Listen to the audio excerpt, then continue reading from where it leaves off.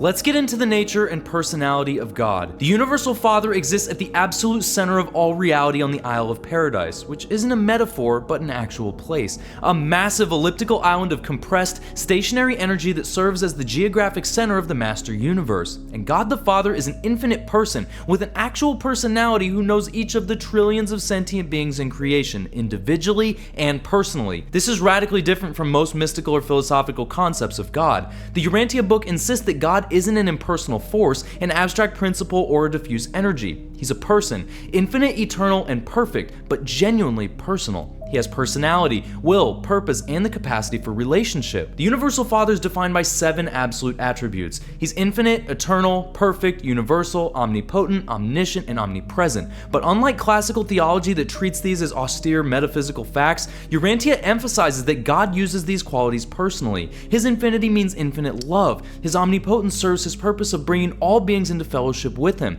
His perfection is something he wants to share. Here's what's wild. God has an actual residence, and paradise is real. It's not in space or time, but at the center of all space and the source of all time. It's shaped like a giant ellipse, absolutely stationary and divided into 3 concentric zones. Upper paradise is where the Trinity dwells. Peripheral paradise is where the 7 master spirits maintain their headquarters, and nether paradise is where physical universe energies are controlled. The Universal Father chose not to be alone. The book describes how the Father and the Eternal Son, his absolute equal and coordinate, generated the infinite spirit through their perfect union. These 3 constitute the Paradise Trinity, and from their unified action, all of creation unfolds. But here's the key insight that the book emphasizes. God is both transcendent and immanent. He's infinite and absolute on paradise, but he also indwells every mortal mind through what the book calls thought adjusters, literal fragments of himself that come to live inside human consciousness around age 5 or 6, attempting to guide you towards spiritual growth and eventual fusion with your soul. God is described as a father, and the book takes that seriously. Not the father as distant authority,